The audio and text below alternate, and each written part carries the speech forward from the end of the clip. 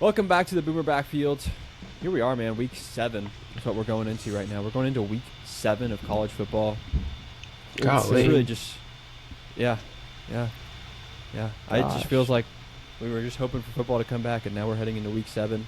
OU is ranked number 6 in the country as we're recording this, and Texas is unranked. So things have gone pretty well since college football started, dude. I mean, this is crazy. I didn't think we were gonna get this far, honestly, man. So here we are. And it's now OU Texas week, but we're going to spend this episode talking about Kent State, what happened in that game, and honestly, we're probably going to go into Texas. We will. That's we will. I mean, it's beat Texas week, so but we'll start off with the Kent State game. OU wins 44-0. Literally, Vegas. We literally came on here and said the spread is 44.5, and Vegas, man. Those data analysts are just cooking over at Vegas, man. Yeah. They're cooking. I don't know how they do it, but I remember we were at Chili's, and I looked at you and I said, dude, how does Vegas know every single time? It is shocking. Like, it is shocking, like, how precise they are. They just know it. They just know the spread. It's unbelievable. Yeah. Like, they can predict, like, they factor in turnovers and picks and 3 and out. Like it's just insane. I don't know how they do it. It's fascinating, to be honest, though. Yeah. Because there are games where they're I think Vegas being correct shows how I think the outcome of this game is very predictable. I think this is exactly what I would have expected the score to be. The exact kind of numbers I expected to happen. The exact type of defense I was expecting a shutout. I mean, I think it was a pretty predictable game. There was definitely some disappointment, man. I mean, we took it. The O-line, man, did not play its greatest. I thought Michael Hawkins played fine. I don't think there's really a need to pick apart Michael Hawkins' game. I do think that there's a need to pick apart the run game still, but we'll get to that. But overall, really positive. We're winning. We're taking care of business. Texas lost to Florida. They're now 3-2. So here we are going into OU Texas undefeated, and they are unranked. So I can't be mad. Can't be too mad. And I totally expect this team to be ready for Texas. So what did y'all think about the game yesterday? What's your big takeaway? Big takeaway, I think, for me is defense is really good. D-line particularly is really good. And I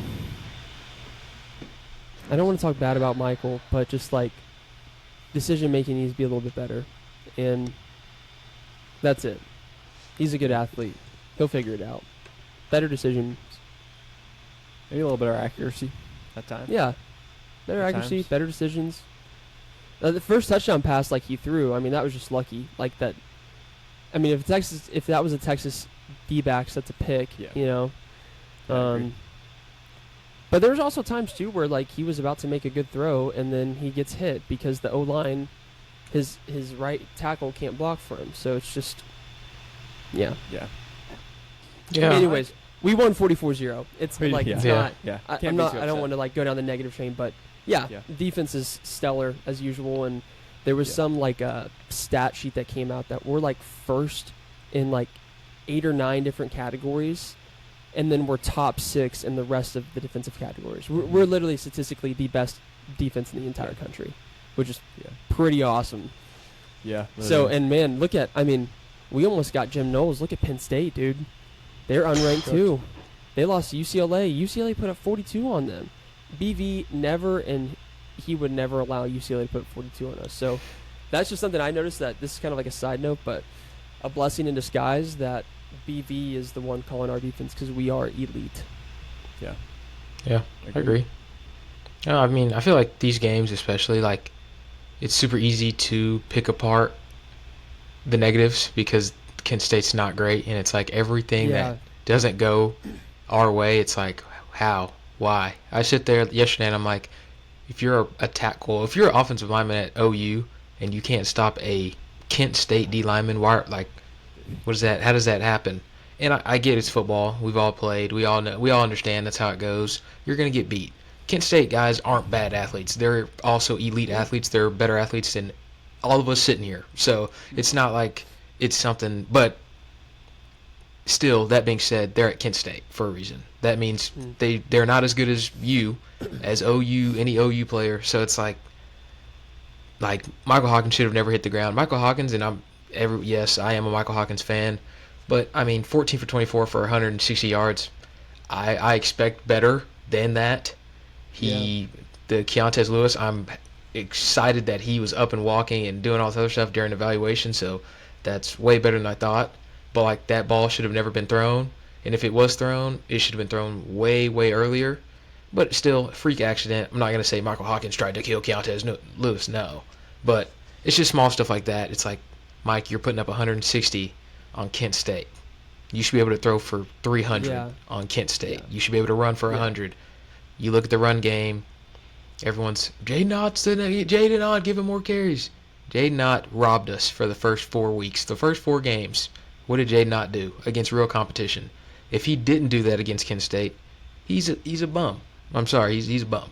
So, cool. If he plays against Texas and does that, I'll jump on the train a little bit, but you can have a spectacular game against Kent State, and it really won't change my opinion on you because I think that's what you're supposed to do. So those are my takeaways. Good game overall. I'm not going to ever complain about a 44-0 shutout, and defense is, like you said, it's elite. So we'll see what happens. Mm-hmm. I think that's like as OU fans now we have to be used to like the defense is what's going to win us a championship if we win a championship, man. It's not going to be the offense. That is just how it is now. We're so used to the offense taking us places, but it's like, man, I just want to see a run game open up for OU. I really want to see Jaden Ott and Torrey Blaylock and just the running backs in general and the O-line in general create a run game for us that's like really consistent and can play at an elite level. It's just not happening. But when you pick apart OU, there's issues at the O-line. There's issues at running back. But then, like, you really realize, like, you watch Texas at Florida, and Texas doesn't have a run game. Texas literally does not have a run game. It's crazy. Yeah. Their run game is Arch Manning, which reminds me of us, right? Because John Mateer is pretty much our run game. Yeah. But yeah, Arch Manning is the only reason they have a run game, and Texas just doesn't look great. South Carolina doesn't look great. There's a few teams in college football that do look great, and just to have at least elite play at quarterback and elite play at defense, basically all over the defense, that's enough, man. That is enough. As long as we play well at O-line, running back, and receiver. So it doesn't take perfection all across the team, and the team will only get better and better. And this year in particular, it just feels like there's not a perfect team out there, man. Like back in the day, I say back in the day, this is 2-3 years ago, Alabama and Georgia, it just felt like you had to have a perfect day to go to Alabama and beat Alabama, like a literal perfect day. You had to have a Johnny Manziel that was going to save your team, and all sorts of stuff had to go your way. But now it feels like, okay, Texas went to Ohio State and only lost by 7, and Ohio State's the number 1 team in the country, and Texas is unranked. So it's possible. Penn State almost beat Oregon. Of course, they had the whiteout on their side, but like these teams are beatable. You don't have to be perfect to beat them. You just have to have some elite areas on your team, and guys like John Mateer and Kip Lewis and RSJ that are leaders. If you have that, we'll be set. We'll be all right. So, yeah. To your point about not having to be perfect, the parity is absolutely insane in college football. Florida State beats Alabama. Florida State loses to Virginia. Florida beats Texas. Florida also lost to USF. Alabama beats Georgia, and Alabama lost to Florida State. Yeah. And then you see the Ohio State thing. It's like Texas only lost to 7 to Ohio State at Ohio State. So it really is great. Same thing with LSU and Clemson, right? Clemson has, 3 losses now? LSU barely beat Clemson at Clemson. Yeah. So it's just like who is good. Mississippi State has been close to everybody they've played. They have 2 losses, but they are not bad at all. They're not bad at all. I think they actually have a chance to win quite a few games this year. So it's just like it's hard to tell like who is legitimately good. And I think one of the few teams that you can say is legitimately good is us. Michigan. Yeah. We beat Michigan. Michigan has been handling the rest of their schedule. They're 15th in the country right now. They beat Wisconsin, I think at Wisconsin. They beat Nebraska. It's just like they're playing good football, you know? Mm-hmm. Obviously Auburn too. Auburn's been close in all their games. They were close with us. They were close with Texas A&M. Auburn isn't that bad. So I think it's interesting because the teams that are like Vanderbilt's good too. So yeah, the parity is just absolutely insane. And if anything, like I said at the very beginning of the year, like I think OU's a national championship contending team, and now coming up into 7 weeks in, I think that more so than ever. I think it's more realistic now than ever, especially after seeing, the guys coming into the season who we thought were going to run the show, run college football, don't seem that dominant, really. Mm-hmm. Georgia doesn't look dominant. Bama, Texas clearly. LSU, nope. Penn State clearly not. Oregon looks good, but they don't look amazing. Well, that Penn State win just looks a lot worse. Yeah, that's what I'm saying. They barely beat Penn State, who then lost to UCLA. So it's just like, I think now more than ever, if you're an OU fan, this is the time to get really excited, because this is probably the first time in quite honestly probably like 20 years, 15, 20 years, that we have a legit chance at winning a national championship. Because the last time that I can say we had a legit chance was probably 2017 and 2008. And that's about it. So, and obviously, I mean, we lost in the championship game in 2004 and all that. But I'm saying, like, in our recent history that we've been OU fans, like, this is, I would say, one of those years where it's like, okay, we can go win. Yeah. I agree. Yeah. I think, I mean, this is a more general discussion, but, like, I think with NIL and the transfer portal, we're starting to see the effect of parity from NIL and the transfer portal, because if you're a really good player, but you're not good enough to start at one of these elite schools, like let's say you're the backup linebacker at Alabama, the backup wide receiver at Alabama, there's every reason in the world to go play at UCLA or Virginia, right? And go play there, and then if you play really well, you can just transfer to a big school again, and boom, you're right back in the conversation. And so now, like, I just think college football, we are really seeing the effect of, like, parity's coming because of NIL and because of transfer portal. And it's also harder than ever to have a really, really well-rounded team with the transfer portal and NIL. Like, Alabama can't do it. Georgia can't do it. Ohio State can't even really do it. Like, you can't have a perfect – you can't be Alabama in 2017 where you just have crazy receivers, crazy running backs, crazy tight end, crazy O-line, just everywhere crazy. Like, NFL all over the board. We're just probably not going to see that again. Or like 2019 LSU, where you're just not going to see stuff like that anymore, I don't think. Or it's harder than ever to have a roster like that. So it's more wide open than ever. I totally agree that, like, the race is wide open, and having an elite defense like ours that kind of is perfect, honestly. Maybe he has some weakness in the secondary, but it's as close to perfect as it can get. Yes. That's what you want. That's what wins championships. And to have a leader at quarterback, that's exactly – I mean, like, we're good where it matters the most. Yes. So, who knows? But if we go beat Texas, man. If we go beat Texas this week and we handle them, right? Yeah. What? Texas went to Ohio State and did pretty darn good for the number one team in the nation, right? Yeah. What says that we can't do that against a highly ranked team? So, yeah, we're right there in the conversation, man. It's an exciting time, dude. Like, it really is. It actually upsets me because it really could be the year, and we just graduated from OU, so awesome. But yes. Yeah, like it really does feel... Happens. Feels good. Something we should be used to it, fellas. We should be used to that. Yeah. Every time we leave, something gets good, bro. But, I mean, to your point, dude, I feel like there's no reason. I don't think we'll ever see those offenses like you're talking the 2017, 2018 OU offense, the 2019 offense, because especially like on the defense side of the ball, everyone's getting targeted. You could be cornerback 3, but you're still going to get targeted. If you're on offense, dude, why would you want Justin Jefferson, Jamar Chase, all these guys? Like, if I'm Jamar Chase, if I'm not going to be the number one, see ya. I'll just go play somewhere else and be the number one. There's no reason to split, or if you're not the best running back, there's no reason to go split carries. I think Travion Henderson and Quinshon Judkins at Ohio State was probably one of the last runs where we'll see like 2 dominant running backs just sit in the backfield and be like, sure, I'll split carries.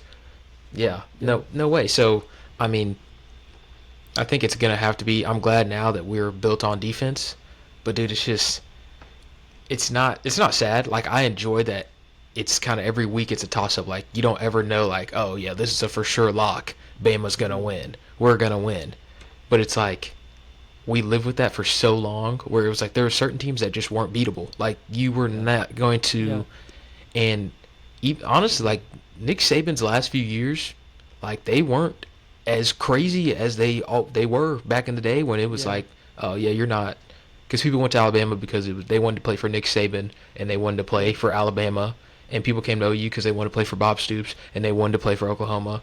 And now it's like, I'm playing for whoever's going to write the biggest check. And I think BV is handling that well and getting guys that want to play for OU.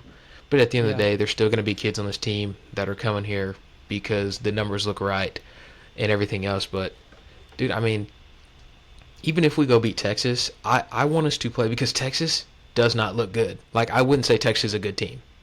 So even if we beat Texas, I'll still be like, okay. Like, I'll be like, yeah, we're legit. But it's since, like, do we go handle Bama? Do we go handle all these other – do we handle Ole Miss? Do we handle all – like, we need to handle – Texas. We need to handle South Carolina. It can't be let's squeak by, because the one thing we haven't had is a bad game on defense yet, and it's coming. I'm sorry to say, I'm sorry to burst everyone's bubble.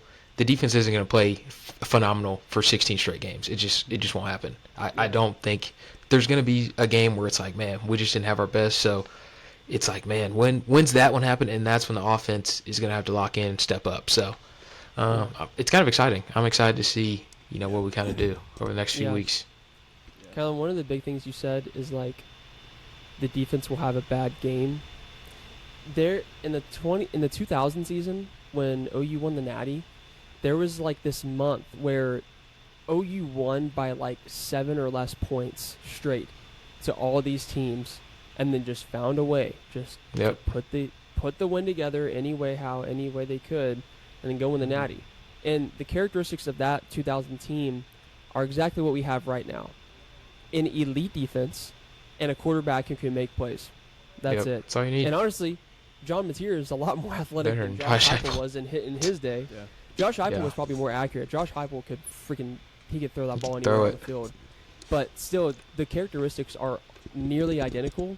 Even the coach. I mean, the coach was calling the defense for that team. The same coach is calling this team's defense. So there's a lot of similarities between those two teams. And I guarantee you, kind of like as soon as we get to the end of October, November, when we're going through our stretch of freaking Bama, Tennessee, Ole Miss, Mizzou, those LSU, those schools, we're probably going to be having games where we win by 3 points, 1 point, 7 points, if we do it the right way. And I honestly, I don't want to say that, but I think that's going to start this weekend. As much as I would like to say that Texas sucks and we should destroy them, I don't think we're going to destroy them because it's OU Texas. That never happens. It happened to us 2 years ago because we had Davis Beville as our quarterback, and that was a fluke, right? But no OU Texas game is ever just like we just handled them. Like, never. Even the Baker years. When they had Sam Ehlinger, bro, it was Baker versus Sam Ehlinger. Baker is probably the greatest quarterback in all of college football history. If not, he's top 3 of all time. He's top 2. And we only beat Texas by 7 points some of those years, 3 points. He lost one of those years to Sam Ehlinger. His first year. He lost his first year. So, yeah, I think that we're about to get into the part of the season where we're going to beat these teams, but I don't think it's going to be pretty. And I think that's going to happen versus Texas. I think it's definitely going to happen versus Bama, versus Tennessee, Ole Miss for certain, and Mizzou. Mizzou's a good team.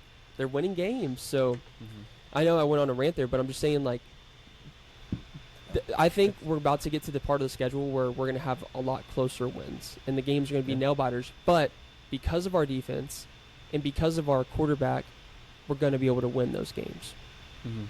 Yeah, it's not about, especially now that we're in the SEC and not in the Big 12, it's no longer like, oh man, if we're not winning by 14 plus, we're not a national championship team. The difference between like a national championship team and a team that doesn't even make the playoffs can sometimes be 6 to 12 points over the entire season, just because like overtime wins and 3-point wins, like it is just, it's close. And by the way, we are 3.5-point underdogs to Texas. That is this weekend. Crazy. Pretty crazy. Because I don't think John's going to play, so that's I think it's going to be pretty Mike. insane. So, yeah, I mean, that just goes to show you, like, it is not about being the 15-point favorite. Sometimes it's even being the underdog. It's just about getting gritty wins. And like you said, the best example is the 2000 team, because that team literally they were just scrappy. Like, they just found ways to win. They really were not our most talented team. Yeah. But even that, like in the 2000s, like, there was multiple teams that were, you could argue, a lot more talented, and had a much better shot of winning the national championship. But the 2000 team was the one that found a way. So I totally agree, man. It's just about getting scrappy wins, man, and it's not going to be easy. It's going to be probably pretty ugly, honestly. Yeah. With how many flaws this team has. Here's a few scores from that season. 27-24, 12-7, 13-28, 35-31. The national championship we won 13-2. 13-2.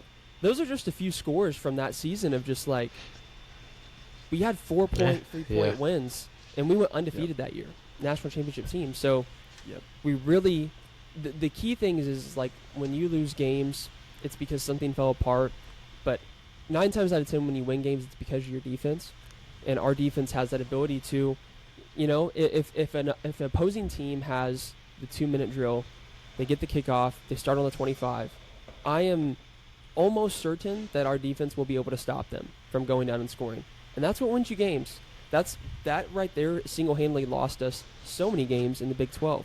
Like Iowa State, with Baker years, or just having those random one-loss Kansas State games, just like those random losses because the defense fell apart. They had a 2-minute drill, they turned it on, and they scored. Our defense won't allow that. So I'm excited. I'm really excited for this team. Like, it's just crazy to see that, like, 6 weeks into the season, we're like, this is national championship contenders. 6 weeks into the season last year, I was like, oh my gosh, I'm terrified of the rest of the season. Yeah. So it's awesome to be in this position now. Man, I think another thing is depth, and that's why our defense is so good. I mean, we had, no shade to Marcus Strong. I mean, he's a dog. He's a huge human, but he's in the, like, maybe second drive of this whole game.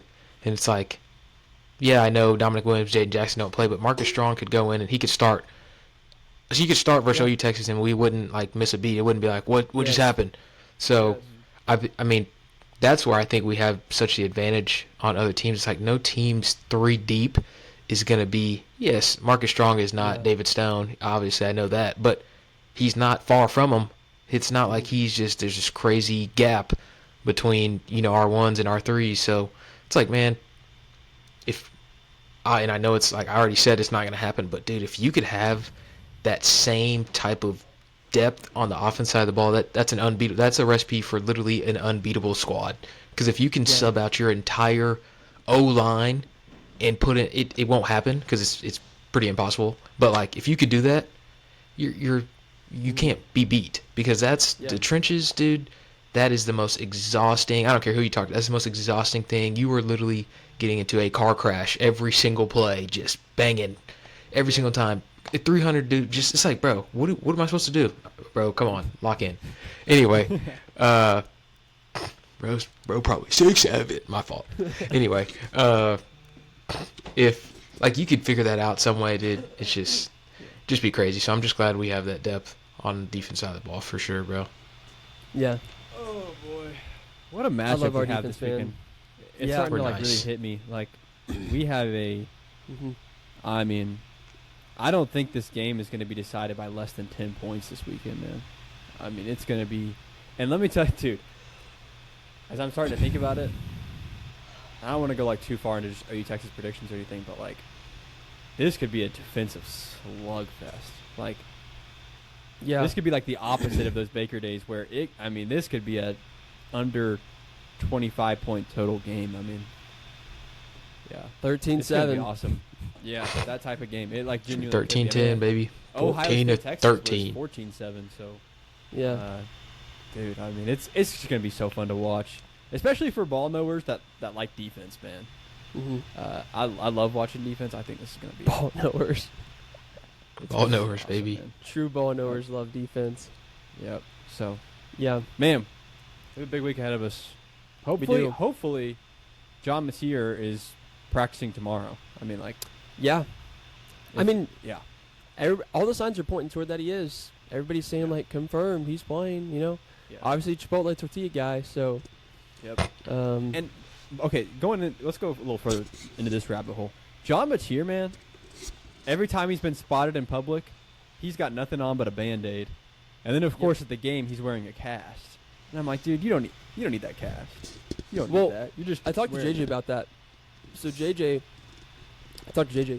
So first off, John Matier was fully in pads yesterday.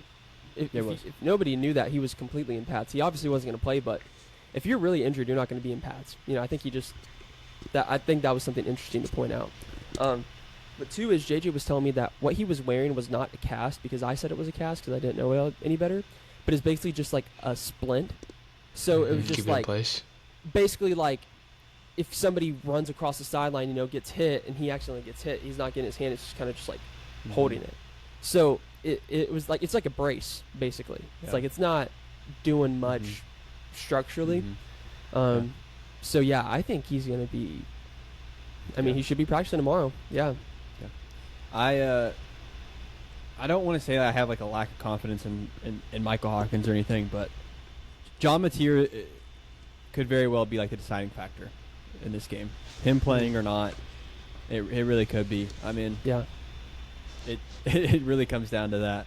It really does. And if they announce that he's playing, I guarantee you Vegas is going to flip their odds towards our favor. Like I really do. So I just think he's the deciding factor. It's crazy that I mean he had surgery a week and a half ago, and like we're talking about him playing this upcoming weekend.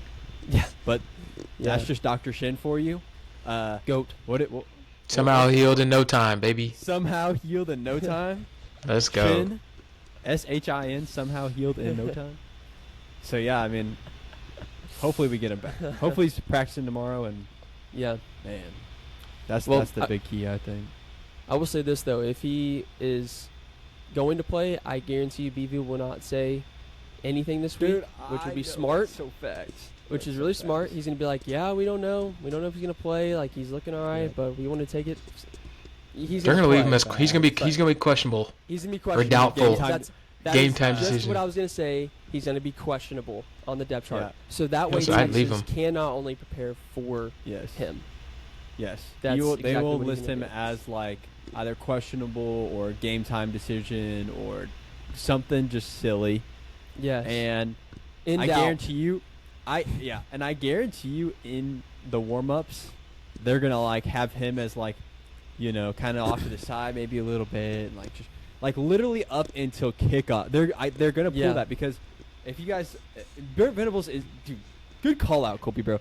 This gets me on a rant. Brent Venables does this. I don't even know why. I get it. I guess it's a little bit of a advantage, but when Dylan Gabriel got freaking Thanos snapped in the TCU game, and Thanos snapped. That's crazy. Thanos snapped is crazy. He couldn't play versus OU Texas. They had literally him. Like they rolled him out there at the warm up. They did. They didn't say a word all week. Yep. And it was like all that just to go out and rock freaking Braden Willis at quarterback. He's very secretive. He does that at home, bro.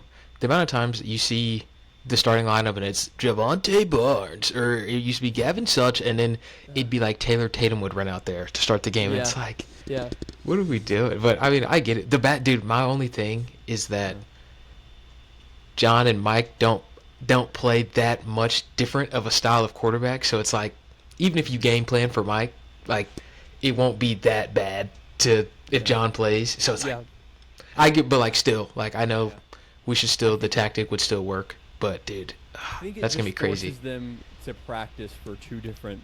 No, yeah, it does. Tape. Yep. They have to watch more tape. That's really what it comes down to.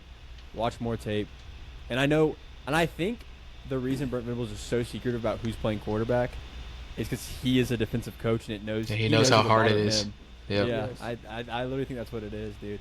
But hey, man, if anybody is at OU studying journalism, I would encourage you to go study on the balcony at the College of Journalism, the Gaylord building. Gaylord. And just have a notepad out and maybe just take tallies of who's getting the snaps this week. 10 or 3. That's the numbers, 10 or 3. Tally for one tally for 10. He's gonna make him wear different numbers, bro. He's gonna. He would. And they're both gonna wear arm sleeves. Yeah, so you can't tell. Dark visor, Oakley tinted visor, bro. You gotta be double. Yep. Yeah. Double leg sleeves, and gloves. Everybody gotta wear gloves, bro. Yeah, literally. Mittens. Yeah. So, yeah. Hopefully you get some intel this week. But honestly, I mean, I kind of prefer it stay a secret, man. Yeah. I want to know, but I don't want Texas to know. So, keep it a secret, whatever. Man. Anyways, we'll be back. What a fun game. Yeah, we'll be back later on this week for OU Texas coverage, boys. Here we are. Let's ride. We're here. Bet. Peace, bud. Peace.